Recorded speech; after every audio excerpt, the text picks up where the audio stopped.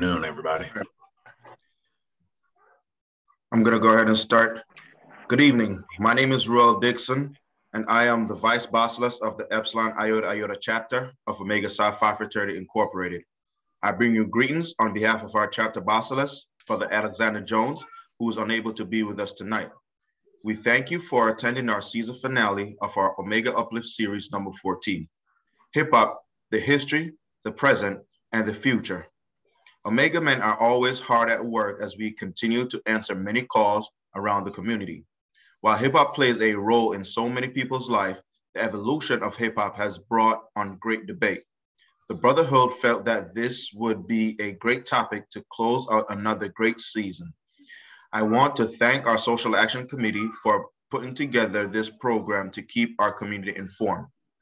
Since Omega Psi Phi Fraternity Incorporated was founded on the campus of Howard University 110 years ago, we have been guided by our four cardinal principles: manhood, scholarship, perseverance, and uplift. Omega has played and continues to play a vital role in the social and economic growth of our country and enhancing the lives of African Americans. As a fraternity, we operate under 10 nationally mandated programs, which are centralized around issues in our communities. Epsilon Iota has been a staple by providing service to the greater New Haven community for 30 years. Before we get started, I would like to share a few reminders. All participants will be muted during this presentation, but we do encourage your active participation by utilizing the chat feature. All questions will be acknowledged at the appropriate time. I would like to take the time to thank our esteemed panelists for agreeing to participate and give their expertise on this very important topic. Our series moderator is a brother who plays many key roles in Omega, not only on the chapter level, but also the district and international levels. He also is no stranger to the greater New Haven community, where he serves as a head coach to the Wilbur Cross boys varsity basketball team. He is also the co-founder of Storytellers New Haven. He serves as a mentor to the youth, a leader amongst men, and an advocate for all. We hope you enjoy our program. I will now turn it over to our Social Action Chairman and our Omega Uplift Series moderator, Brother Kevin Wanton. Good evening. Thank you, Brother Vice Bacillus, for that introduction. And thank you, everyone, for being here this evening.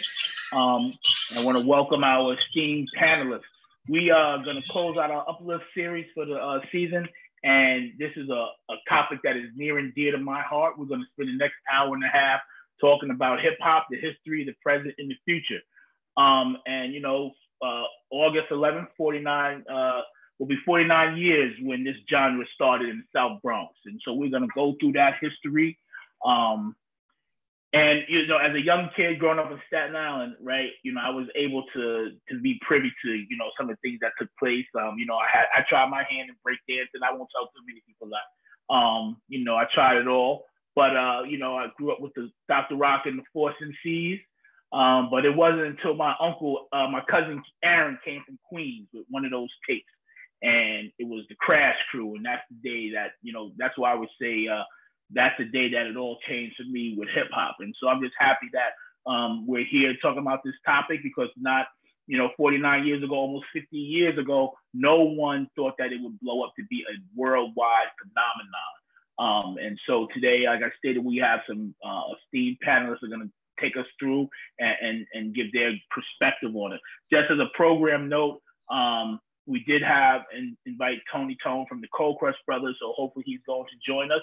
But we are more than thrilled to have with us Brother Wes Jackson and Brother David Canton. And so what we're going to do is they're going to give you a presentation and they'll be able to introduce themselves. So without further ado, I would like to introduce Brother Wes Jackson, who is an entrepreneur, a professor, and you know, I live vicariously through this brother when Gigi would tell us all the time about the Brooklyn Hip Hop Festival. So we're thrilled to have him here with us.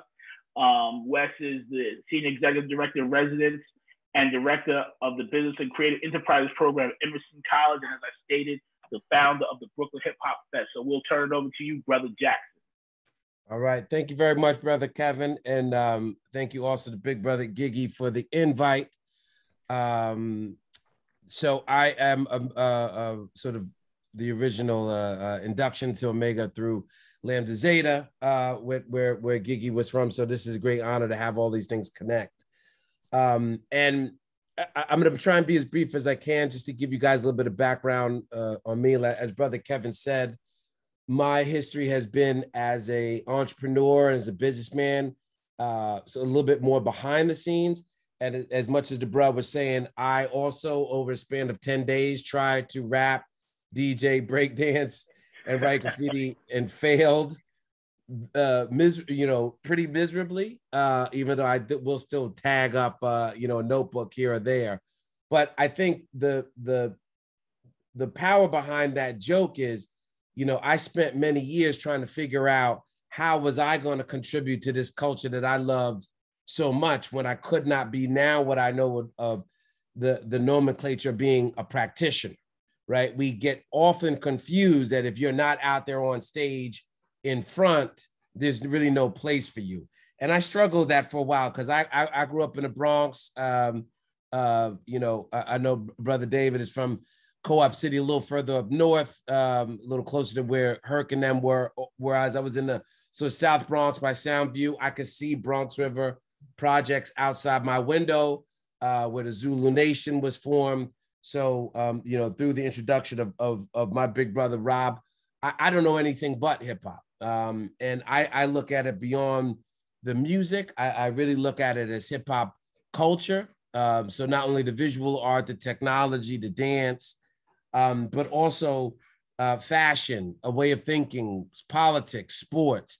I truly believe that hip hop is the most powerful cultural force on the planet. And I am from the school, being from the Bronx, I'm from the KRS-One school, really looking at it from metaphysically. And that hip hop is how you carry yourself. And so I get very, very, really deep into it, but I wish I had come to this realization earlier because I didn't know that I loved it as much as my brother, who was a great MC, or people on the block who could really, B-boy and B-girl. And it wasn't until I got maybe to a little bit of high school, really until I got to college at UVA, where Gigi and I went, that I realized that there had to be somebody, managing the stage, somebody promoting the show, somebody raising the money, somebody cutting the checks. And I very realized that if I could take my passion for the art and put it into that practice, that I could really help push the culture forward. So over these, now, I guess about almost 30 years now of doing this, I'm very proud of what, of myself and my team have been able to accomplish. When I first got out of undergrad, I started a record label, Seven Heads Entertainment, where we literally were putting out this content that I love so much. That eventually morphed into Brooklyn Bodega and the Brooklyn Hip Hop Festival, where we were able to create a world-class event here in Brooklyn, where I reside right now. And we were able to host, in that first iteration. Hopefully we'll be coming back soon, but we've had, Jay-Z, Kendrick, Kanye, Q-Tip, Phife before he passed, Prodigy and Mobb Deep before he passed. So I only say that not so much to big up my resume, but my life is so dedicated to this culture and celebrating it because of what it has done, really for me. So when I look back at my, body of work and say a lot of people, the last time they ever saw Phife was on my stage. The last time they saw Chris Lighty was on our stage. The last time they saw P was on our stage. So I think it's very important that while we are here, right, the cool thing is now to give people their flowers. And that's a nice thing to say on social media. But also I would encourage any young people in here is, go further than that. Build something, create something, make an indelible legacy that no matter what, folks can't take from you. And the other thought I have when I think about my view on hip hop and how it's guided me as an executive, I think about a conversation I just had with Gigi, earlier this afternoon about Rakim's song "Follow the Leader," which is Gigi's is mad that he's never heard it live, but we'll find a way to deal with the God and try to fix that. But I went to boarding school, right? I grew up in the Bronx, but wanted to go into boarding school in New Jersey. And anybody who's been a Black kid at these predominantly white schools, it can be a horrific experience, a traumatizing experience. And I used to wake up every day, now looking back, depressed, anxious, ready to quit, homesick, all of that. And I used to listen to Follow the Leader every single morning, to the point that I had a pair of Stan Smiths, and I took a marker and I wrote them on that insole of my Stan Smith. So when I was struggling with racist teachers who didn't really want to see me win, I would cross my legs and I would look down and would say, "Follow the leader." And I would think about literally, what would Rakim do? Would Rakim quit? Would Rakim let these people get to him? And he wouldn't. So neither will I. So I just think these leaders, these cultural leaders, have so much more to give than just their music. And this is also what, hopefully when we get to later with Brother David, we'll talk about why there's been a continued effort to tear them down. So what I hope to do today is continue to lift them up, and make sure that we all lift them up as Black people, as lovers of hip hop. Never let us lose that race, because really what hip hop is the spirit and the sound of revolution. It is particularly an American capitalist system telling Black and brown people, you cannot do this. You cannot have creative writing classes. Well, I'm just going to have to rhyme. I'm going to have to rhyme at the lunch table and write rhymes in my notebook. You cannot have dance class. Well, I'm going to rip up the linoleum and I will literally spin on my head on the street. You can't have art class. Well, then I'm going to boost aerosol cans and use subways as my canvas. And of course, ultimately, you can't have valid employment that you can buy technology. Well, then I'm going to wait for the blackout of 77, boost some turntables, and then hook that electricity up to the lamppost. We will not be denied. And that's what people won't realize. They have, right, the old proverb, they planted to do it, they tried to bury us, but they didn't realize that we were seeds. And that's really what hip hop is. Whether you are a lover of specific genres or specific areas that many of us on the call are, but it's the spirit of do not ever let anyone tell you that you can't do something. And sometimes the more that they hold you back, the more explosive, really that you're going to become. And, I'll end it here and pass it over to Brother David. But one of my particular threads when I lecture or give my hip hop class at Emerson or go around the country is talking about the physical racism of the building of the Cross Bronx Expressway and the creation of NYCHA and housing projects in New York City, which were really trying to herd us all into pens and make it more prime for over-policing things that have happened. But that is a prime example of they destroyed the South Bronx to make way for a highway to bring rich people in and out through Connecticut. And what they did is they wind up, creating Queensbridge houses or Fort Greene projects that then was a crucible that gave us, Big Daddy Kane, Jay-Z, Prodigy, and even down, once we hope Brother Dave will talk about it, you go down south, you're talking about Calliope Projects and Jay Electronica and Master P and Wayne and all of them. But just understand that hip hop is the sound and the spirit of the revolution. And whenever you are down, I hope you have a song that you can listen to and you can look at that oppressor trying to put their foot on your neck and say, Rakim would allow this to happen, so I won't allow it to happen to me. And with that, I would love to pass the mic to Brother David. Appreciate that, Brother Jackson. Before I begin, I'd like to thank Brother Walton, all my EII bros on the call tonight. Miss you guys down here in Florida. Just bring you some of that Florida heat. But so my thing through hip hop is like everybody else. Grew up in Corp City in the Bronx. I drive graffiti about a day. My name was Sprint, you know, when it just came out, the Sprint, you know, Sprint telephone company. Because one day I went around, a friend of mine was called Spray Boy. So in Corp City, you know, we have 35 buildings. So I went on one night, we went through like every staircase. I'm like, bro, that's just too much work. I quit. It's just too much. He would go to stop at every floor and put Spray Boy, Spray Boy. I said, I'm done with that. Then I tried to break dance. I had the helicopter, that one move you spin on your elbow. I said, I'm done with that. People getting hurt. Then the rap I never tried. My mother and father wouldn't buy me no DJ equipment. So I said, you know what? Let me go at it this way. So I used to go to Skate Key up in Allenton Avenue up in the Bronx, hit Latin Quarters, right? All the clubs like that.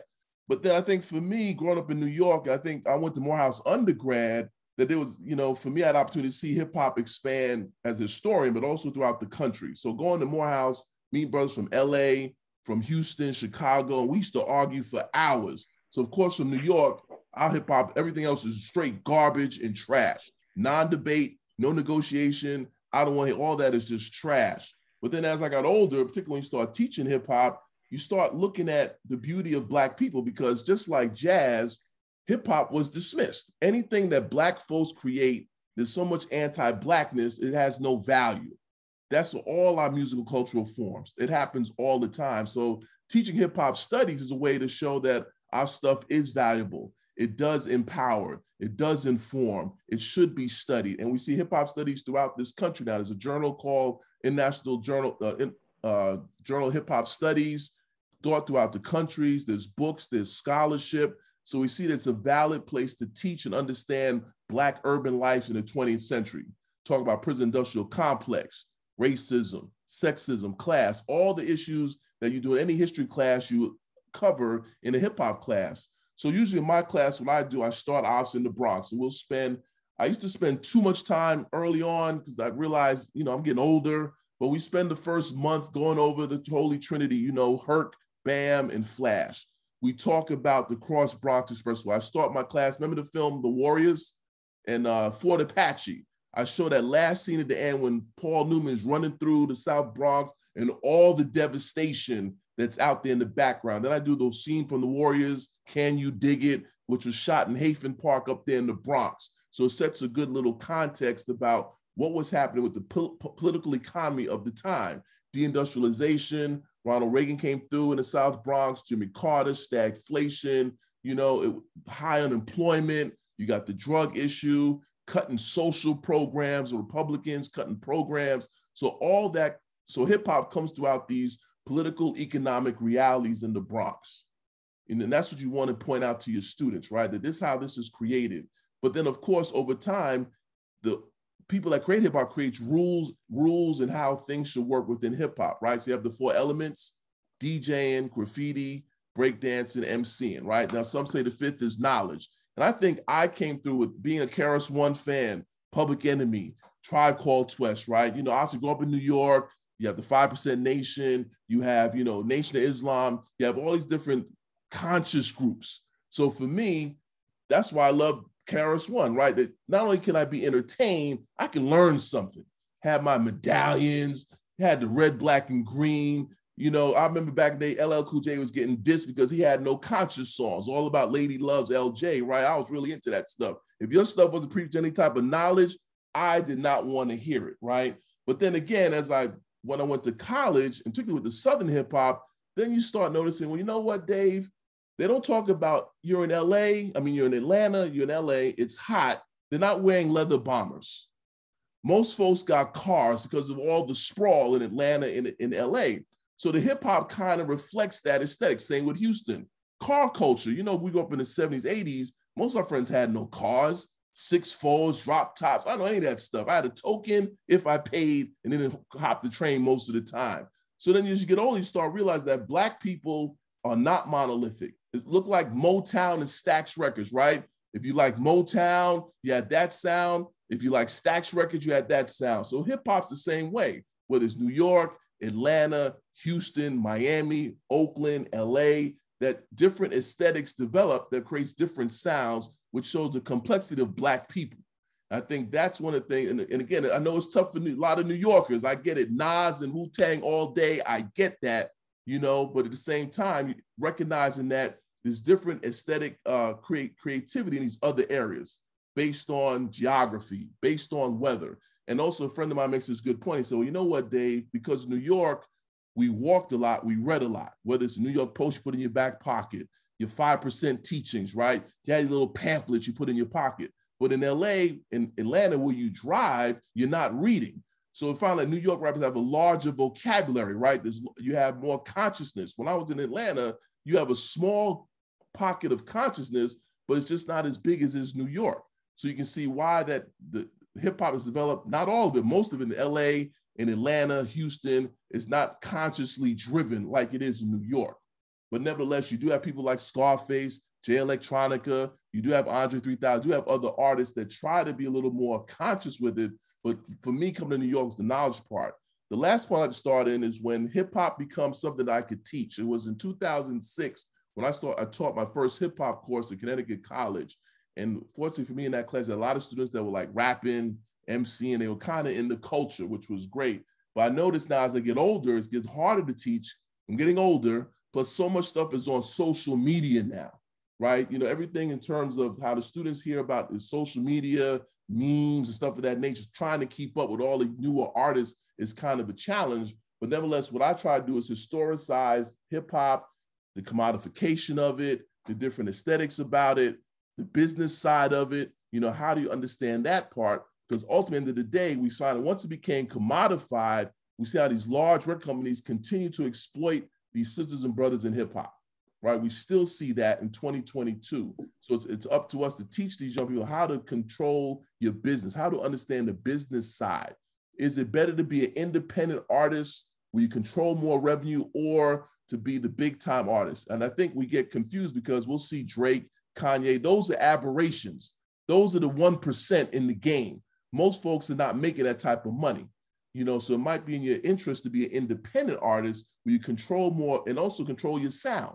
We know about making videos, right? In hip hop, we know the video aesthetic, but we know there's pressure by corporations to say, okay, we want to see some ass shaking. We got to see some drug deals. We got to show the hood. That's what we think people like. So again, you see how corporations have that influence. So if you're a young artist, you want to be on the radio because, as you know, listen to Hot 97, they play the same 10 tracks all day. And that's going from Maine to Michigan. So if you got your stuff on the rotation, getting played all the time, that's good for your career. So if you're a young artist trying to go a different direction against the commercialization of hip hop, you can see why. I don't know about that, Dave, talking about police brutality, talking about racism. I don't know about that. If you talk about that ass shaking and that popping and killing Black people, oh, there's some money in that. So you see that influence. I think oftentimes we underestimate the power of the market, right? And again, I get it. Who wants to be broke? I get that, right? But at the same time, you know, there's other avenues. So like the work your sons do, Kev, right? So again, right, the hip hop that they're putting out there, the commercialization hip hop does not support that where we are right now. Back to the golden era, which we know about in the 80s, early 90s, Queen Latifah, Native Tongues, NWA, there was a range of artists on the radio. So you could kid and play if you want to dance all day, if you want to do some deep thought, do some Rakim. But with the commercialization of it, particularly when you have few radio stations owning by a couple of companies, they only play certain sounds, which makes it a challenge for what your sons are trying to do. But nevertheless, we've been down the road before. But I know with the help of social media, they can't get their sound out, but it's more difficult now to try to go against the commercialization of pop, because again, it's so rewarding on that one side, but the end side, we know messages still do matter. And we need to do a better job on the commercial side. Like I said, KRS-One, Public Enemy, that stuff was what pushed me, right? Reading some books, their videos had messages. Everything was a message with KRS-One. You can do both. And you can still turn up at the club, but you can still also learn something. It's not an either or, which I try to tell my students. It's not either or. You can do both. And like KRS-One called it, remember that album, Edutainment, 1991. So I can stop there. For your introduction to our audience. And we would just, again, we want to welcome people who just jumped on. Please write your questions or your thoughts in the chat. We want to make this an interactive conversation. And before we have a couple of questions, though. One of the things both Wes and Dr. Canton spoke about the economic depression. For those that were around or know the history, understanding that the music was formed by, like, listen, it was depressed in the Bronx, as Dave talked about. It was economic. It was heavily gang activity, and so I think about the one thing that sparked it is, talk to me about the importance of a song like The Message, right? And what that did for the movement in the Bronx at that time. The Message, Broken Glass, because I think we could all relate, regardless if you're in Staten Island, Bronx, Brooklyn, Atlanta, California, Chicago. You could resonate with Broken Glass everywhere. Pissing in the staircase and just don't care, right? So talk to me about the importance of a song like that. Well, it's interesting. Prior to that song, and people sometimes, old heads like to say that, from day one, we were politically conscious. The reality was, Melly Mel had questions about doing that song because it wasn't done before that, right? Most of your songs were party songs, right? Feeling Good, the 70s disco, right? No messages. But again, that's the market, right? Because again, that's how capitalism works, right? In other words, are you sure people are going to buy songs that talk about political, social realities? Because we are here to make some money and sell some records. Okay, but nevertheless, that was a good business decision. And we see other artists, what they do is follow. Look at Run DMC's Hard Times, 30 Days. Every album had like a woke song. So that's how so once they realized the message was profitable, other artists says, you know what, let me put some woke messages on my albums as well. So again, it's not an either or, but definitely before that song came, The Message, there was no song on Wax that dealt with these issues about what, going to the party, turn up the club, braggadocio. So again, Melly Mel's a little worried about that, but it was a brilliant decision. I mean, still rated one of the top songs of all time, but that's how the market works, right? Because again, do you think people are going to want to hear that, or they just want to party? Yeah, I mean, I think that's a great point, brother. And I think it was an interesting anchor point. Dr. Paul Butler has, I forget the name of his book, but says there's three consistent themes in hip hop: promotion of marijuana use, male heterosexual prowess, and a criticism of the criminal justice system. So I think that as much as Melly Mel was partying, there was that almost that gravity that Brother Dave was talking about of as you're walking around. I never thought about that, the weather, and I thought about the walking, but I think the weather is also very interesting. But just walking around, just looking at your environment, there is also, maybe there was a bit of a tension of, I know we're talking about partying, as much as I would say that I think hip hop is about revolution, there's also that escapism, right? Of all of those lies, whatever, in Rapper's Delight, right? They're talking about Superman and all these things. There was always this sort of fantasy world or, super world that was going on to escape, the torture that was talked about in The Message. So I think there was this sort of, it is not either or. To me, it's the same thing, right? It's like, I'm in this mess that's Ed Koch, Wagner, Reagan, Ford, all these people have Robert Moses have put on me. And I just mentally can't stay here or I'm going to lose my mind. So let's talk about the good times, right? That's the long African, tradition. But then on the other side of that same concept, I think is that criticism that you saw with The Message. So I think I just agree with Dave. It's a great way of same artist, same group, two different songs. It's kind of the same. It's very much the same, energy. And I also don't want to pit them against each other, right? Which is also very dangerous. But also, Dave, I remember being very, very young and going up to Amherst to see a friend of the family is Marion Brown, who passed away, was a jazz musician. He went there. He had his French girlfriend, and the weight of that Message song, because we were kind of like she had dismissed hip hop as just this party music that I didn't get, but that song, The Message, was so undeniably, heavy and critical and insightful. I remember she asked us to transcribe all the lyrics so she could take it back to Paris with her. So I think as a marketplace, it did it was popular because that was a universal message of the criticism of, you know, anti-Blackness and the war on the poor, which we still see today. And I think one artist that gets Melly Mel has some brilliant, you know, he did the song with White Lines. Another song from, what's that, from Beach Street is brilliant at the end, talks a whole lot, you know, whole lot of ideas. Melly Mel's an all-time great. But I think, you know, like you said before, the song came out, did extremely well, and you can, like you said, do both. Be engaging and also be entertaining at the same time, which is why it's still a classic song. And those are great points. And I think because I look at the interconnectivity of it all, and I think the next song, that might be missing one, but, you know, that touch base, I think connect us was when NWA, you know, started saying, fuck the police. Now we start, because again, that resonates with folks, and as Wes alluded to, the war and the poor. So I do have a question. And Auntie Charles says, do you think hip hop will return to its origination or continue to evolve on the mainstream level? Right? There's always this pull about the only music we have is what we hear on the radio. Like you took those 10 records, but there are a whole bunch of artists still doing kind of that original form. So either one, we'll start with West on this one.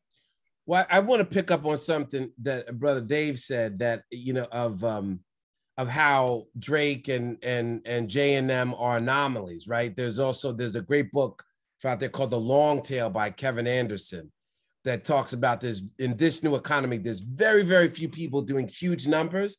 And then we slowly go down to, you know, something like 98% of everything on Amazon is sold at least one copy. So there's a long tail. And then we erroneously chase the peak but there's literally like 10 people there, and you can't have the business strategy. It's like, I say sometimes it's like playing the lotto, you know, when you got to pay the rent. Like the rent is due, so let me go play the number. I guess it theoretically could work, but it's a terrible strategy.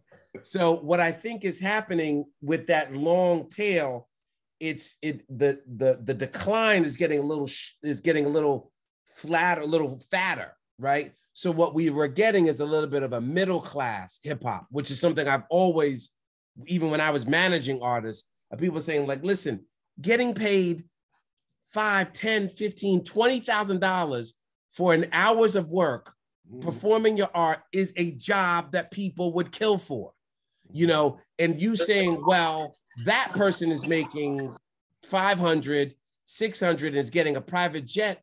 It's madness, right? It's complete madness to compare yourself to it. So what I think is happening, to Brother Dave's point, is we're getting a middle zone where people are realizing like, well, you know, I could sit here on my laptop, churn out COVID albums, right? Get some streaming money, maybe get some sync licenses. Maybe I come up to New Haven, or I do a 200, 250 seater, go home with $3,000. Hey, if I do that 100 times a year, I'm messing around grossing $200,000, you know, doing my art. So I do think that the chasing, Brother Kevin, of that top of that tail is ending, because we now, I think with this generation, with streaming, has introduced another level to it. Because it was either we were like a struggle rapper, right, on 125th Street, or maybe on 3rd Avenue, like, yo, you like hip hop, you know, and handling mixtapes, or you were in a private jet on a boat with Dame and Hove. But now you got there's a lot of wonderful artists right there in the middle. Like, I'm thinking like Saba and Masego and No Name. There's a lot of these people who are doing what I consider the type of hip hop I like, done by young folks. So it's got a little bit of trap drums in it, and it's, you know, it's not all preachy, but it's great. And they're realizing they don't want to participate in the system, because I think what has happened is what Brother Dave was talking about, the criticism and the commodification of hip hop is something that everybody knows is terrible. We saw it happen to jazz. We saw it happen to rock. We know what's going to happen. They're trying to do it Eminem and Machine Gun Kelly and all this other stuff. So I think we have a level of artists who are a little bit more aware and awake, and are saying like, yeah, I'm not signing that deal with Warner Brothers. You know, Hove told me this, or Chance the Rapper showed me I could do this. So I do think there's always going to be as Brother Dave said, people don't want to be broke, and they're going to be willing to sell their souls, right, to be welcomed in, you know, to quite frankly be accepted by white people and mainstream, who think there's always going to be people that think white folks' ice is colder than your own, right? You're never going to stop that, but we're getting more and more enlightened artists from all over the place who are saying, I want that creative freedom, and 250 grand a year raising my kids, I'll take that deal, you know, and I'm not chasing that white rabbit. But I don't know what you think, bro. That's a good point. I think, like you said, that you know, social media has democratized culture, right? That anybody likes to get on your computer, you look what Soulja Boy, you know, Soulja Boy really created this whole thing when he started. Remember that beef he had with Ice-T back in the day? But Soulja Boy, right, taking advantage of social media. But like you said, there's commercial hip hop, which the radio stuff we call commercial, and there's hip hop. I think there's always been that distinction.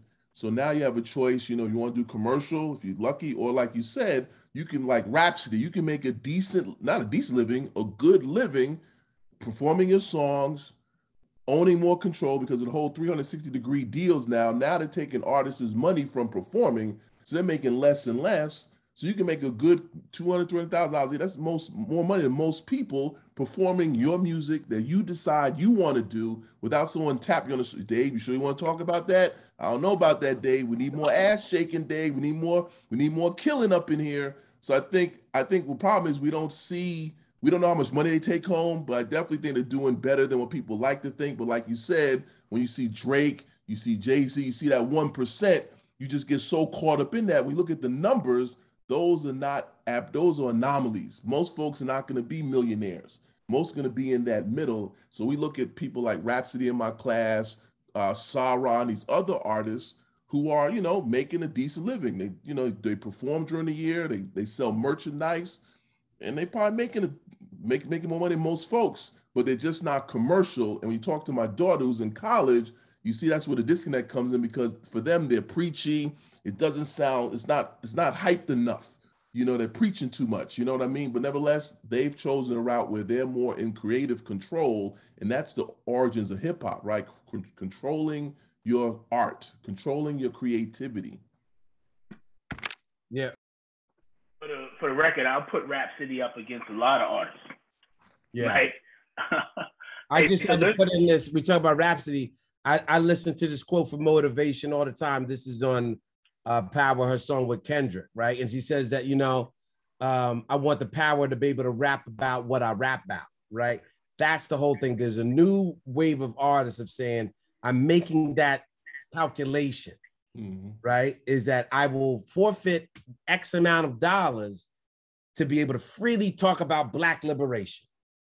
Deal with that. That is my statement. And I think that's why, as much as sometimes old folks like us can get that screaming at the cloud vibe, and it was good back in the days with KRS-One, I do think I have tremendous faith in the new, in this new generation, because there are children and they've heard our stories. And also, right, Dave, let's not front, let's act like KRS was not talking about my 9mm goes bang. Come on now. You know what I mean? Criminal Minded. Right. Criminal Minded was not all. Boy, that was a lot of crack dealer rap. Right. He knew a drug dealer by the name of Peter. Had to buck him down. 9mm. All right, so listen, I want to say this real quick, right? Because, you know, point of personal privilege, right? I have a couple of young men in my house who are doing exactly trying to do this thing. So, Wes, I appreciate the jewel you just dropped in terms of just talking about just kind of stay on your point and doing your thing. So appreciate that. So I do have another question, right? From Brother Rob Jones. What's up, team? Can you speak a little bit about the tension between those that live the life and rapped about it, and those that observed or visited and rapped about it as if they lived it? And I think this is a good segue to talk about, you know, what we talked about earlier in terms of what's happening down in Atlanta with Young Thug and Gunna. But we hear it all across, you know, it's just kind of, these are the folks. And let me say this real quick. And Wes, you make a great point about having faith in our young people, but I still can't separate myself from this whole thing when I call Black Death music that continues to permeate the airways, right? Like they talked about, my man talked about marijuana. Well, now it's more than marijuana, right? How many artists are talking about lean and popping molly? They're doing all sorts of drugs and things of that nature. And again, killing and the hypersexuality, so things of that nature. So we can dive into that a little bit in terms of the tension between those that have lived the life and those who rap about it, and then also what's going on with kind of, you know, how lyrics are now on trial. Well, I can start with that. I think what brings this question to mind is the whole thing with NWA, right? Students think Ice Cube was never in the gang, right? Dr. Dre was never in the gang. They knew folks, but had the skills to be great storytellers. That's what Ice Cube was, right? He was never in the gang. So this whole thing in hip hop, we're talking about authenticity, right? I remember the last time, the whole thing between 50 Cent and what's his name, Rick Ross, right? So Rick Ross is a correctional officer to keep folks off the street from robbing Black people. But for 50 Cent, because he wasn't out there really killing Black people, that doesn't make any sense. So I think in terms of, you know, we create this Black masculine type of this character, then it creates these boxes for Black men, right?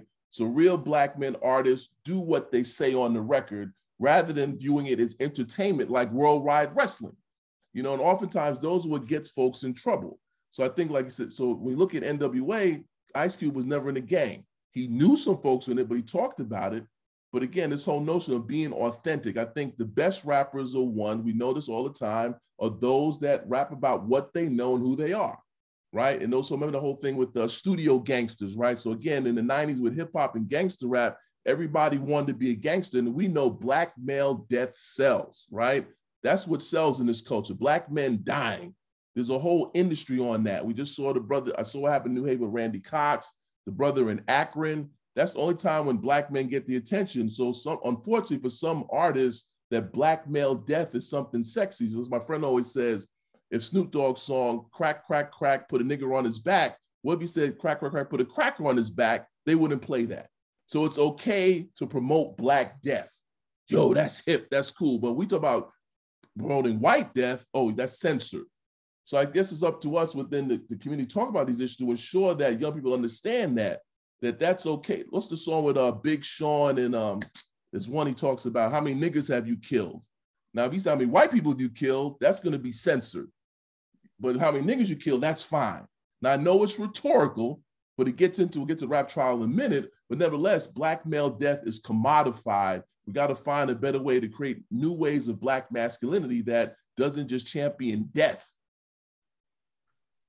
Yeah, so brother, can I jump in because I know you want to let's get to the gunner and rap on Proud, which is going to be super dope. But I have one little nerdy thing, and I had this conversation with my son about this, the brother Kevin, this sort of studio gangster versus, you know, real life gangster. One now you see we kind of literally gave the system that always hated us the rope of which they're now hanging with us with, because we swore up and down. Right, we weren't storytellers. We said, no, this is autobiographical. This actually happened yesterday. And then the cops were sitting there like, oh, word? Oh, okay. So let me go ahead and write up this, you know, this secret indictment. Think about, you know, Ja Rule, Prodigy, Ghostface. Think how many rappers have been arrested versus rock artists, right? You know, Keith Richards got caught with heroin. And also, like, you think that we doing more drugs than like Death Cab for Cutie in that world is? It's all over policing. But we kind of fell into this trap. And what I would like to say is, my problem with Rick Ross was always, as an old English major, Rick Ross was telling stories. The reason why I don't like Rick Ross is he's writing fiction and allowing it to be filed in the nonfiction section of the library, right? And Brother Dave, that's just duplicitous and, you know, sort of scandalous. You can't do this. We don't allow people the breadth of communication. So if you got to write the lyrics. First of all, you got to write your rhymes. Then you got to record the rhymes. Then you got to perform the rhymes. Then you got to give the interview. Then you got to oversee the merch. Then you got to organize the tour. And if you don't do that, you're not the GOAT. Only hip hop does this, right? Nobody says that to Beyonce, right? Beyonce don't write those songs. She's like, but you don't look as good as me. You can't dance like me. Let me do me and you do you.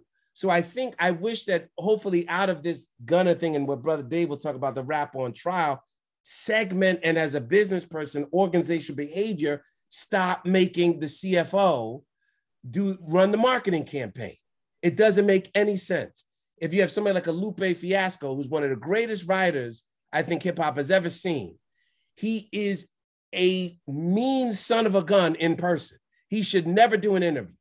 He should be in a mountain writing rhymes and sending them to Lil Wayne, right? He's not good at that. Lil Wayne, with all his charisma and pizzazz, if he had somebody like Lupe writing those bars and it wasn't this syrup-induced slurring, imagine he would have been the greatest thing ever. But we got to allow people to say, I'm not, like OC said, I'm either, this is stuff I saw firsthand. Like, this is not really me. I am a griot.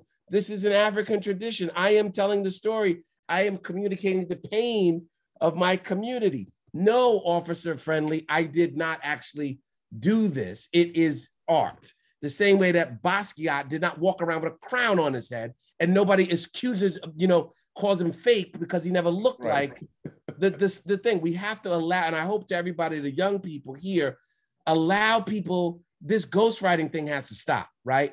Let writers write, let performers perform, let dancers dance, let our people be their best. Because all we're doing by making it all one monolith, all we do is give the system that has been over-policing us since we got off the boat, right? Now they came and they got Gunner for it, which hopefully that'll be a nice setup back to you, Brother Dave, to talk about rap on trial. Yeah, so as you know, Young Thug and Gunner were arrested, about 30 of them from what's that, Young Slime, was it YSL, what's that gang, Young Slime, got what the L stood for. I don't know what the L stood for. Yeah, so the district attorney is a Black woman in Atlanta. We know there's been upticks in crime across the country, and we know you go after Young Thug and you go after Gunner in terms of arresting them, RICO charges, murder, crime, theft. But the key to this point is that they're being held based on their rap lyrics. Now, there's a book, and Brother Jackson spoke to the author. His name is Eric Nielsen, wrote a book called Rap on Trial. In fact, there's a petition you could sign. I think it's online. Look it up, a petition, Rap on Trial, where you can sign saying that lyrics should not be used in the courtroom as evidence. So in other words, if I say I do a rap, I'm going to rob Bank of America, and they get robbed the next day, I'm going to get arrested. You said that in your rhymes. I'm going to rob Wells Fargo, and they get arrested. Somebody robs Wells Fargo. So Young Thug and Gunner is in jail now based on these lyrics. So for the DA's perspective, we can get Young Thug and Gunner, it's good for her record, but nevertheless, the evidence shouldn't be rap lyrics. So this book deals with rap on trial. And he says one of the first trials was USA versus Foster in 1991. Why is that significant? That's the year with the Chronic, West Coast gangster rap, the commercial, this over commodification of hip hop in 91. It just takes off. We see rising crime rates in LA. You have the gang culture in LA, the policing, all this hits in one storm. And then hip hop becomes center of this, in terms of over policing, the prison industrial complex, where you have gang sweeps. And we know how that works in LA, right? We know hip hop's listen to gangbang, listen to everybody, mostly Black folks. But because you dress a particular way, doesn't mean you're a gangster. But for police, they just sweep everybody off the block, right? Because we all listen to the same music, talk the same, walk the same, just go to the same clubs, but everybody's in a gang. But to the police, it doesn't matter, which leads to higher incarceration rates.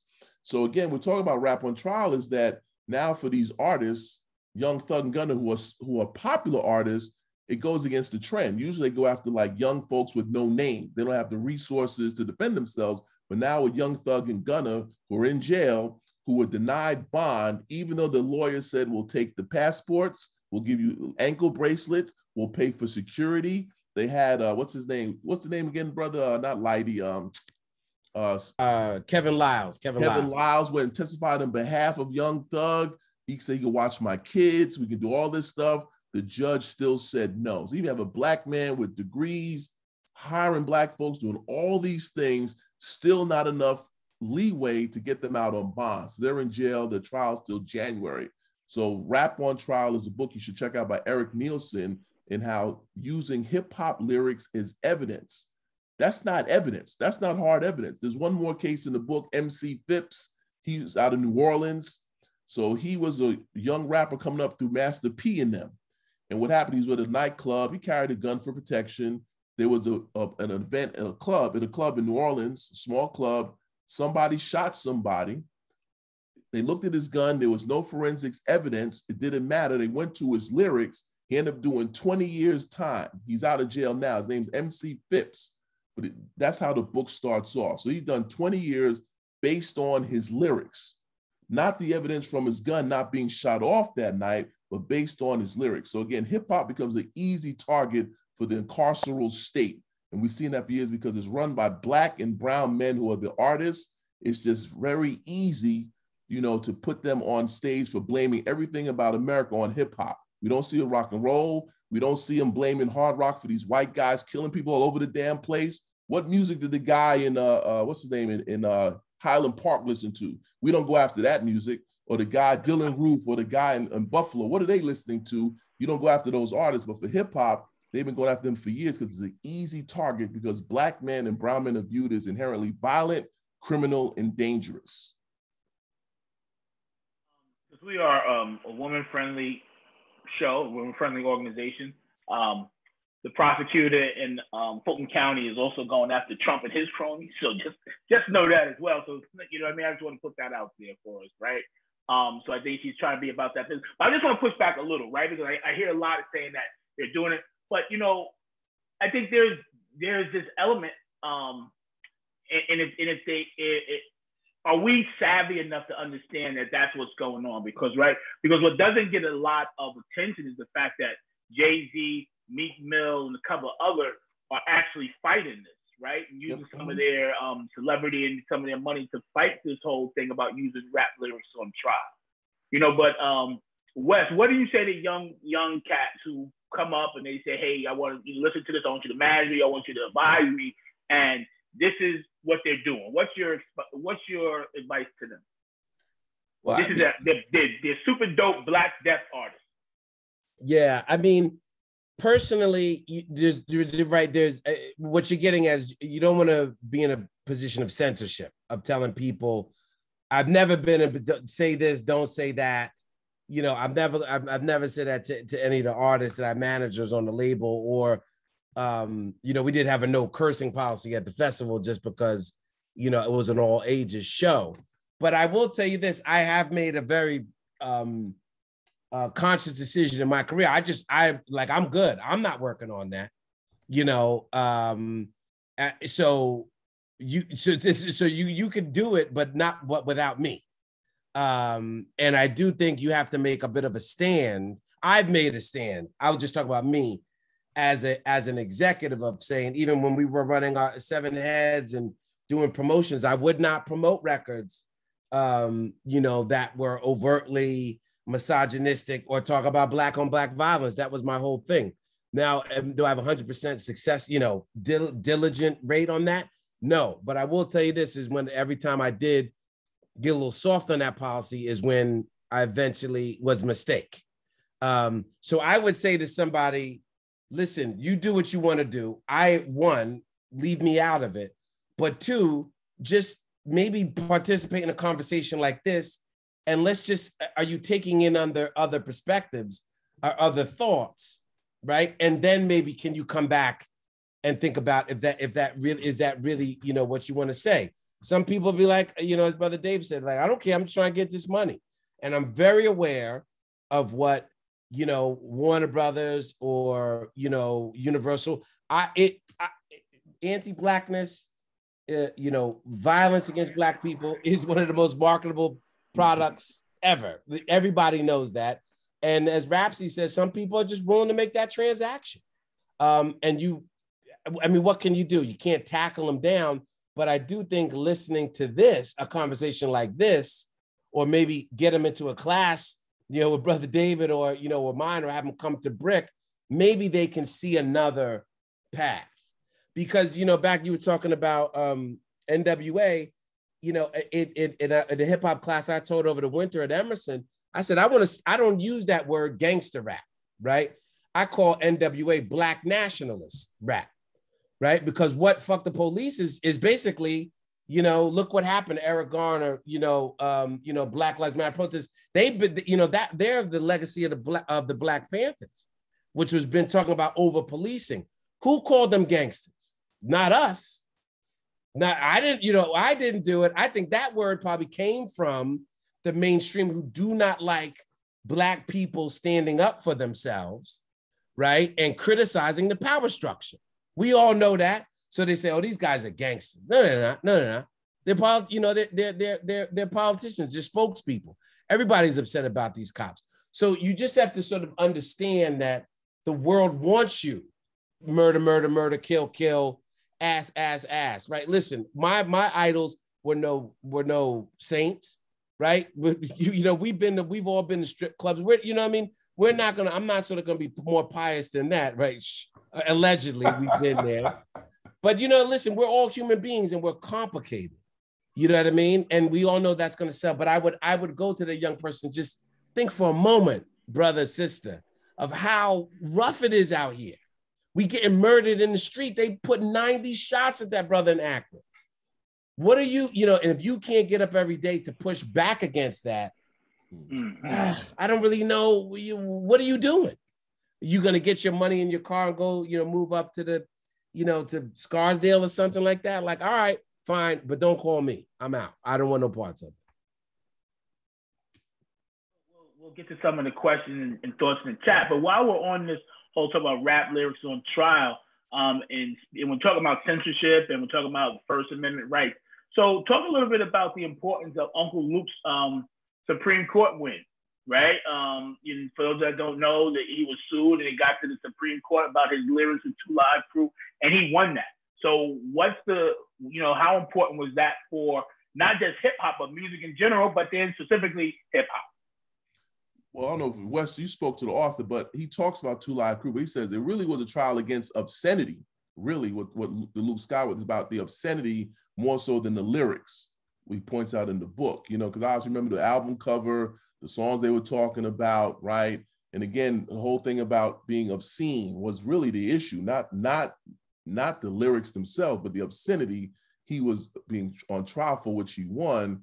But again, people were critical of Henry Louis Gates, who came out and said, that's what Black culture is. I think whenever we say Black culture, making it one thing, I think that's what gets people in trouble, right? Because again, our community is never monolithic, so it's never just one way of producing Black culture. That was Luke Skywalker's way of doing it. But for many New York artists, that's not how we did it, But again, for him or down south, the heavy bass music, all that's what they like. But the trial was about obscenity, which he won, but nevertheless, I agree with Wes in terms of, you look at young people having these conversations about, okay, listen, we're not saying don't have a good time, but can we produce culture that critiques the system? And these folks, like there's a song by Lil Wayne, George Bush, came out after Hurricane Katrina, which is a great song. So he has the potential to do that all the time. But I think the fear is if you go down that path, you're not going to make as much money or be as successful. But these folks are talented. They can't do it when they want to do it. Make songs that are relevant, make songs that are beyond killing Black people, using Molly and all the other stuff, going to the strip club. But I think it's just that fear that we won't make as much money and that I might lose my audience because, I'm preaching, I'm not having fun as I used to. So that's the part with 2 Live Crew. And again, I think, like I said before, when I was, he does have an impact on hip hop, but again, it's always that tricky thing. At what expense, right? In terms of how he portrays women in the videos. I mean, Uncle Luke is still doing that stuff today in 2022, but nevertheless, there's always a balance. And that's what I think. We need to bring back the balance within the commercial realm or to make sure that you have multiple perspectives that are on the radio. But like we said, with social media, it allows your sons and others to get out there and to continue to go down the path they want to go and not be influenced by the capitalist record companies.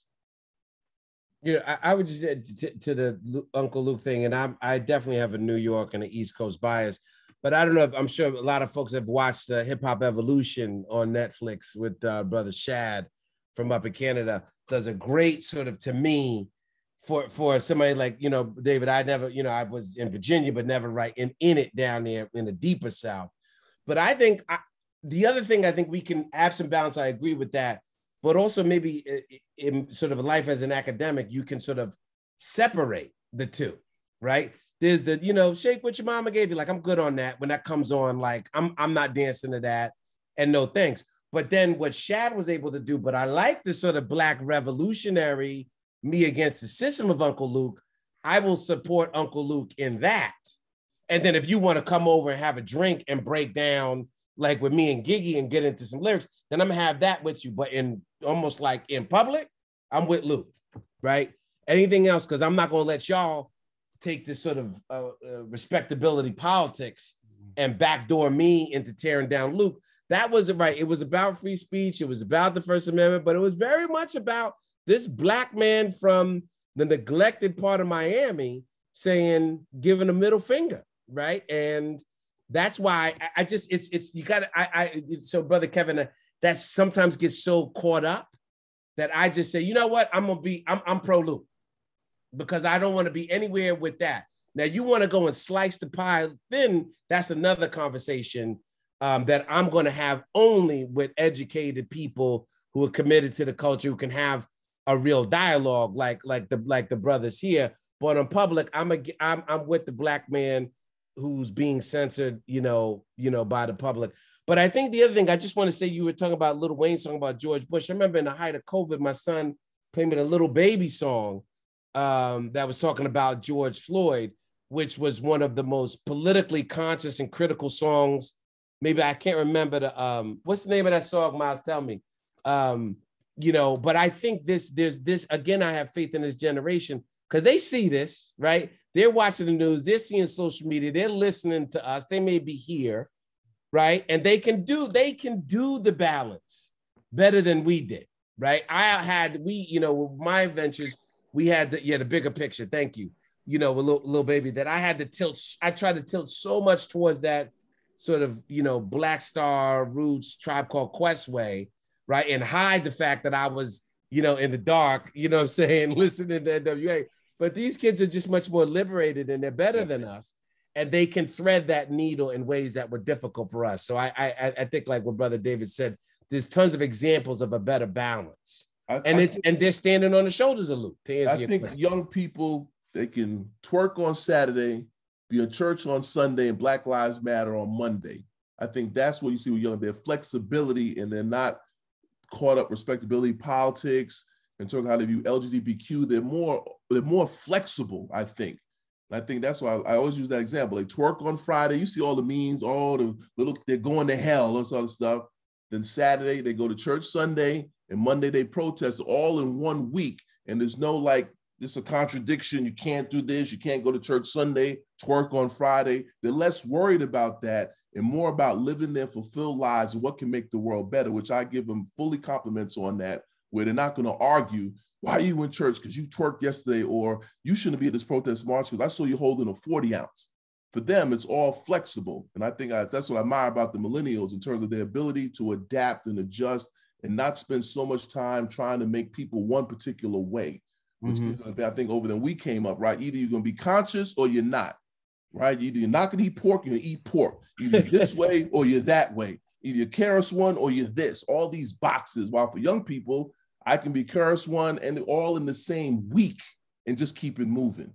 Right. And I think just to that is, and you see it, I've seen it in my life doing shows with like DMX and Talib Kweli. And I'm sitting here like, oh, this is not going to work. And then, you know, Kweli's in there like, are you stupid? Like, it's X. Like, of course I like that. So we were always complicated, but as the Brother David says, we fronted ourselves. We tucked in our chains too much. This generation don't do that. And I think it's great. And I want to help them. Sure. So that was great. So we're going to pivot a little bit. And because one of the things, and so let me read Craig Streeter, Brother Craig Streeter's thought. And he said, hip hop is probably the only genre where fans believe everything an artist says has to be based on something they lived through. Oh, and the artist has to have pen their own lyrics. So let me say this. So that hip hop thing from the beginning, right? So if you know the story of Sugar Hill Gang, that debunks that myth off the rip, right? That they didn't write the song, right? And so the whole thing about authenticity, and my sons and I, we get into this conversation all the time because I'm always the one talking about authenticity. But from the drip, it didn't happen in hip hop.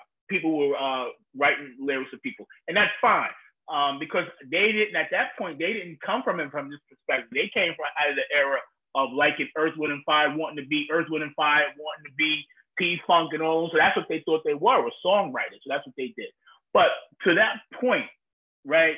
How much of it, of this authenticity or be it, you know, this whole thing of being authentic, how much do you think that's holding people back from just kind of going out there and being themselves?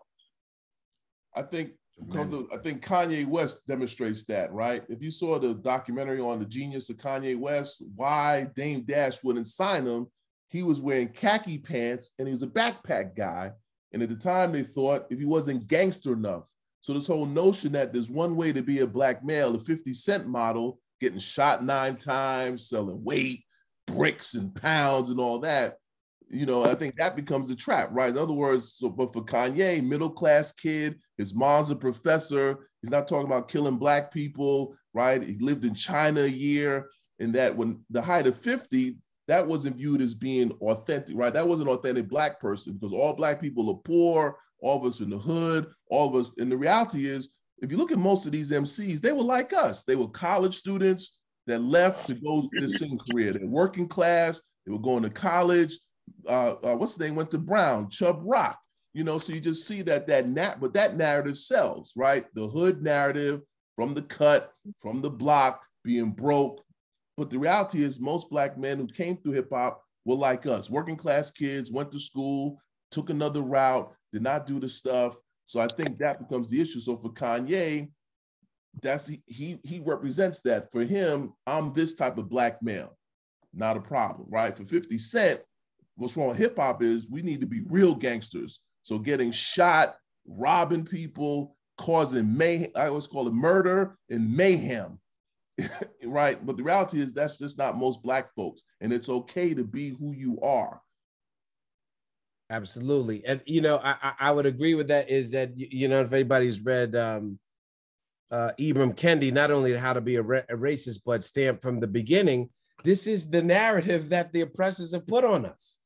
The hyper violent, the hyper masculine, all these things. This not true. It was the people trying to kill us saying this thing. So we just need to completely be like, I don't know who you're talking about.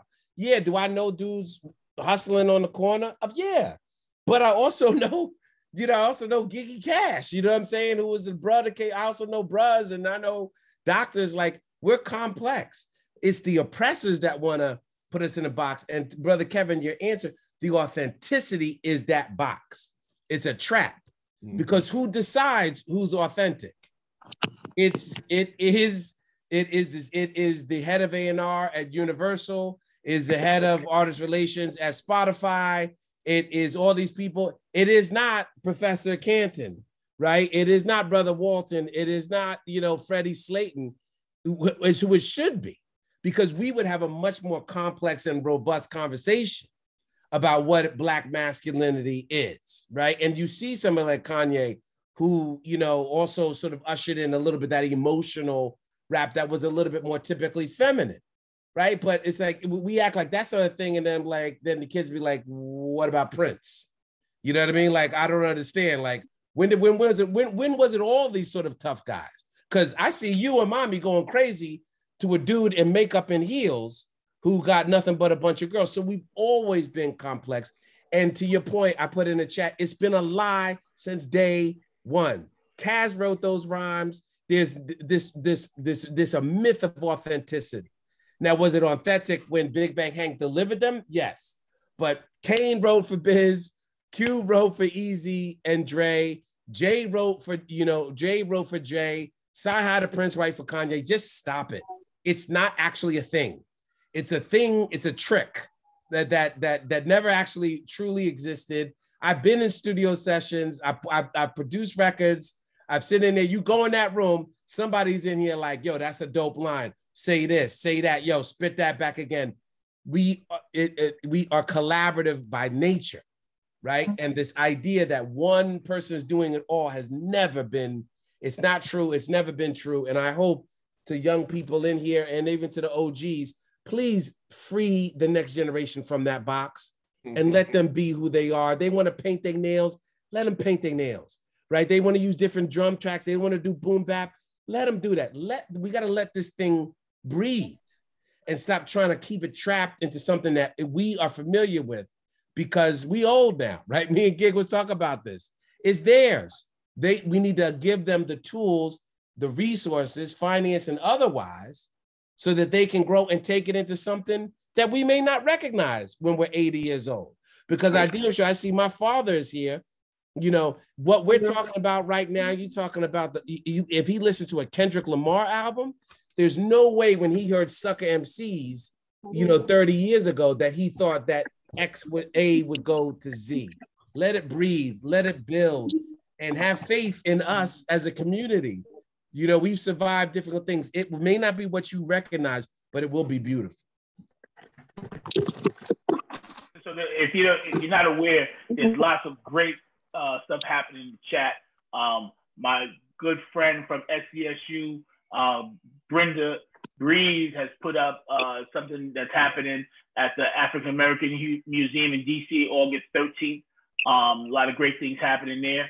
And of course, Wes has dropped some more things. And so it's a lot of knowledge, a lot of information out there, a lot of opinions on this out there. So, look, please take heed to that. So Al G said he appreciates the talk, and hopefully we can continue at the Clave and in person. I'm always down for that.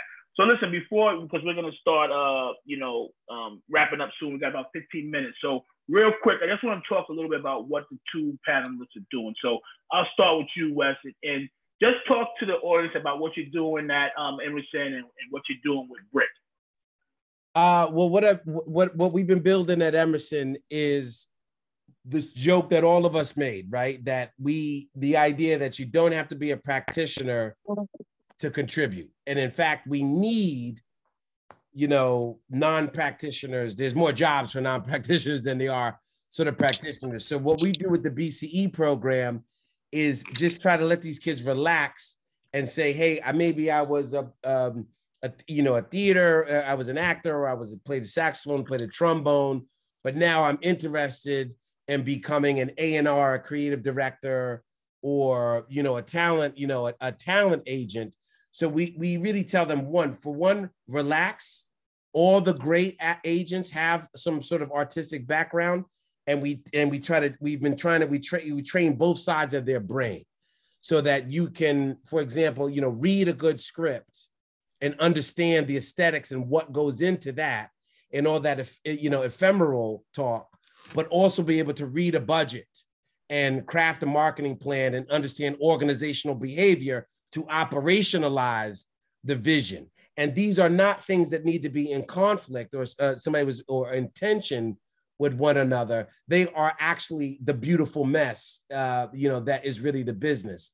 So we teach them, kind of keep their creative side energized, but also teaching them finance and accounting and data analytics and all the tools that they will need.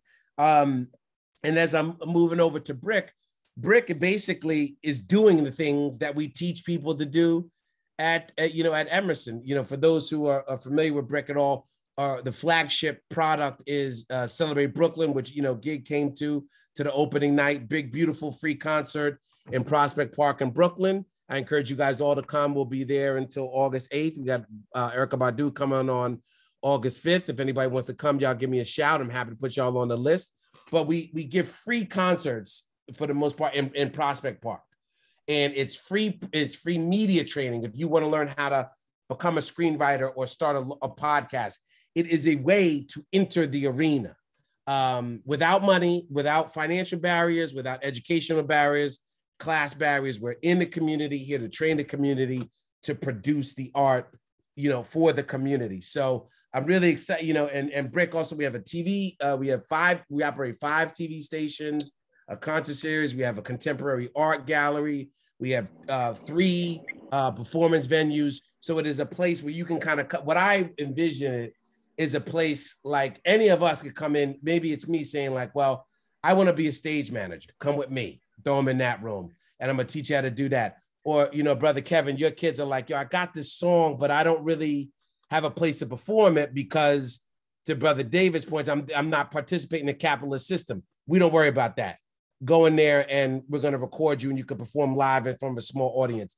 A place where you can get those 10,000 hours and be, you know, really that next Jay-Z. But it is very much a town square where we allow creativity to flourish and take whatever form the creator desires, with a wonderful staff of people who can help you along the way. Very, very similar to probably Brother David's faculty, right? I look at it as very much as faculty. You have an eager mind who goes to the University of Florida like, I got an idea. I read Trisha Rose one day, but I don't know what's next. Come here, right? Take this class, and then on the other side, you come out as the next great scholar. We're doing the same things, but just a little bit more on the practical content creation level. And, you know, I hope people, I'm sure people are taking advantage of it. So hopefully people on this call, and if they can reach out to Wes if need be, to do so. So thank you for that. And thank you for that work, because you say something that's really important, is the fact that everybody can't be a rapper, right? Everybody can't be a DJ. You know, but like you said, we can, you know, you have 3 people on this call who have openly professed their epic failures in those areas. But we are doing other things, right? So thank you for that. So Dave, I'll give you the same opportunity, and then we'll get back to some of the questions in the chat. Well, down here in Florida, I'm building an African American Studies department, and for us, we're stressing students not only content but skills, transferable skills, reading, writing, critical thinking, working with other groups of people. And the stuff we talk about midnight, we got a race and sports thing we're developing here, because most folks, as we know, are not gonna be athletes. There are so many jobs behind the scenes. So we're big on that in our program, whether it's in hip hop or athletics, that how do we get students into these other lucrative careers that are not on the field or holding the microphone? So I take that same approach that Brother Jackson takes. So we try to get the students internships, you know, and other opportunities to show them that you can still be in the industry behind the scenes, have a longer career, you know, one that's just as satisfying. But I think oftentimes it's having these classes open their minds up to other opportunities. So that's why I like bringing in speakers. I'm bringing Brother Jackson come and talk about these opportunities with students who love hip hop, but most people are not going to be MCs, not going to DJ, not going to dance, not going to be in no video. But if you could be behind making videos, that's a lucrative career. Same thing in the sports thing. We try to get students to get internships. You're not going to play NFL, you're not going to play NBA, but there's the GM, there's coaching, there's data, there's analytic jobs now. That's what we try to do here at UF with our students in our majors, having them think outside, again, that damn box. You have to destroy the box, right? I think that's what holds a lot of kids back. If I'm this, I have to be that. Who says that? That damn box. And we have to break those boxes up when we get young people. You know, well, I'm 6'8", I have to play basketball. No, you don't. You can do other things. Well, I'm from this name, I have to do Y. No, you don't. You know, that's what we try to do here at University of Florida. And I think that's let the young people grow and experiment and do different things, because those boxes, like I said, were created outside of us. Some of us have internalized that stuff. It's time to get rid of that stuff and let young people do what they do best. Great work. And I just want to add you to that point about young people. Like, you see young people out here, like, I'm a high school basketball coach, and when you see all of the videos that are made, it's all young kids. High school kids got cameras, got equipment, got access, and they're the ones putting out those videos. So there's always, again, ways to do that. And we're trying to encourage that with young people to go out here and get behind the cameras with these videos as well. So let me say this real quick. So Jason, Brother Odoms, speaking of Uncle Luke, right? He says, I don't think it's an issue for people writing for others, but people who claim that they can write, the competition is who has the best bar. That's different from a party song. Would you all agree? What that putting those sort of not comparing like a party rapper to like a lyrical type? Yeah, because the second part, you're right, Wes. So because the second part of that was, and it's really about the competition of being authentic in a rap battle or in a cipher versus writing a studio song. Yeah, yeah. I don't know about things, but I think that's exactly why we're lumping it all together, right? I remember, years ago, I remember being a younger person saying like, "Oh, who's better, like Michael Jordan or Kareem Abdul-Jabbar," and being like, "Yo, they're two different positions. You almost intellectually cannot really have that answer so simply." Right. So if I'm Kendrick Lamar, I don't know if anybody's listening to the new Kendrick record. You know what I mean? That's just he's in a different space and he needs to be critiqued, right? Brother Canton, right? Almost from academic. That's a different rubric that we have to do to measure that than we have to do to, I don't know, like a little Dirk song, right? It's very tempting to kind of say, well, he's better than this. But you got a point guard versus a center, and we have to have a much more nuanced thing because I think, right, if you were like those party rappers, they'd be like, oh no, Luka's the GOAT, and I mean, I could talk about Nas and Hove and all that all day. It's not gonna somebody from maybe, from Tampa is just not gonna buy that. And we got to really let it go. But I do think we need to have a more sophisticated conversation to say, what are we really talking about? Let's put it in context. We talking about Robert Moses and Cross Bronx Expressway and structural racism. There's a lot to talk about here. And then who's your top five is like, it's fun, it's cute, but it's insufficient, at the same time. Brother Jones, I think he agreed. He said a lot of us are drinking the Kool-Aid on that. So I think that's a huge theme, right? Like I heard you say, get ready to kick the box or whatever the case may be. And I think that's resonating with people on this call this evening, right? And so I think we're freeing ghostwriters tonight. We're freeing artists who use ghostwriters tonight. There you go. Right? Free the ghostwriter. So Brother Marcellus Edwards, he asked, what defines a dope MC? Let's see, dope MCs. Obviously the content, they're witty, the lyrical sophistication, the storytelling, right? I think that's what, again, look at Rakim, KRS-One, they don't really even, Rakim doesn't even cuss. I mean, I'm still looking for a curse word 20 years later. I mean, that's a skill set, no doubt about it. Able to create great rhymes, visionary, right? So I think those things there, right? Creativity, witty, lyrical sophistication, something they can be funny with it, can be serious with it, and just the wordplay. All those things go into that. When we look at Rakim, KRS-One, I mean, even like Chuck D's style is different than, like you said, when you compare, Chuck D's never was top rapper of all time. His was content driven, in your face, Black national politics, no doubt about it, right? So again, he's not not my top 10, but in terms of lyrical style, but Rakim and KRS-One, when you listen to their records, listen to their song, you hear those consistencies in their rhyme schemes. Yeah, always make me think about that. Remember the whole Nas Jay-Z beef? I was like, they're so unfair because Nas is not a battle rapper, right? And he got stuck in a battle. That's not his skill set. And I do think that this sort of athletic analogy I have does make sense, right? It is like, you got to have 3-point, mid-range, post-up, defense, all these other things. I do think that there are some universal metrics. I agree. I have a lot of ring, Brother Dave. Content. What are you actually talking about? Which I think would split into vocabulary, right? I'm an old English major. You got to have the only practical criticism I have of the newer generation is the word count is so phenomenally low compared to sort of our level. So I think there's a numeracy there that you can discuss. And this one, I think, I remember he had that top 50. I don't know if y'all ever did that, right? When Joe Budden had that top 50.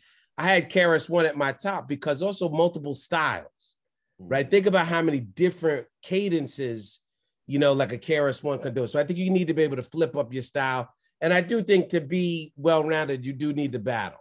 You do need to be able to jump on stage and be like, right now, Show me what you can do. If you can't do that, doesn't mean you're whack, but you know, it's like you can't play defense, but you got a killer three. It's, you know,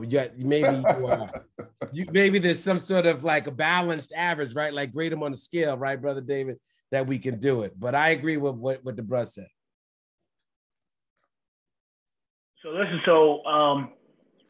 I think that's I don't see any more in here, but I would say this, Dave, do you really have a top 10 or is it just a top 2? Because all we heard was Rakim and KRS-One. Right. Those are the top 2 I can think of top of my head. I got you, brother. I got you. But listen, we're about wrapping up. My top 50. I do have it written up in a document. I'm a nerd. I have it. I'll be happy to share it. But I don't know. I remember I had like it was if I can't, it was KRS, Rakim, Nas, Hove, Black Thought. That's my top 5. And we can start fighting after that. I'll put that.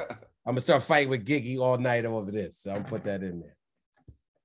Talking about the metrics, right? I don't know if you all saw it. I just brought it up, and I'm not gonna share the screen. You can all Google it. But I think it was Kumo D had the report card from '88, and he had vocabulary, the areas of vocabulary, articulation, creativity, originality, versatility, voice, record, stage presence, sticking to themes, innovating rhymes. Now, I don't know if it's real or not, but Kumo D put it out and he's number 1. So I don't know how, he rated himself number 1 at the time in '88. But it's interesting. We have Kumo D, Melly Mel, Grandmaster Caz, LL Cool J, and Tila Rock ahead of Rakim and KRS-One. I know you're not gonna like that, Dave, but that's Kumo D. Take that beef up with him. So yeah, so listen, we're at our time and we're around. I know I can stay on for a little while. People want to know about our guests, but I just want to thank Brother Canton. I want to thank Brother Jackson, who brought. This was an exceptional program. Your history, your knowledge, your passion for Black people, Black music, and the struggle has shown through this evening.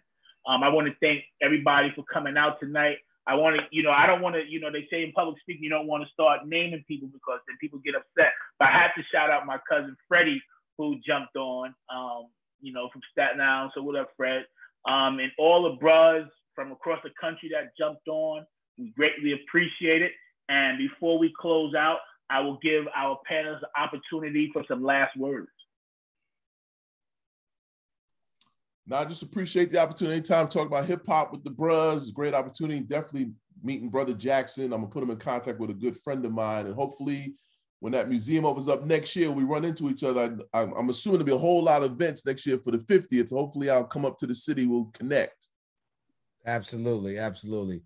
Yeah, I want to thank you all, bros. Thank you for Giggy for thinking about this for me. This is I would do this all day and all night. So it's a real pleasure. And I think it's a great idea. I hope that we can just keep these conversations going together or when we all scatter. Because I think there's been so many just gems dropped, by brother Cannon that I'm gonna be thinking about for a long time. So I appreciate y'all. We talk about that graffiti, but we gotta talk about that Basquiat and that James Baldwin in the background there, brother. Don't be fooled. That's just a print. You didn't have to say that. You didn't have to say that. In fact, I was in Orlando. They had a whole exhibit of Basquiat in Orlando. They got an exhibit of some of his work. I was down there like 2 weeks ago. Yeah, y'all gotta come. This is there's a one. I just went to one in the Manhattan King Pleasure that was organized by his sisters, which is fantastic. If anybody's near New York to go. But again, this is one of those things we were talking about before, like erasure.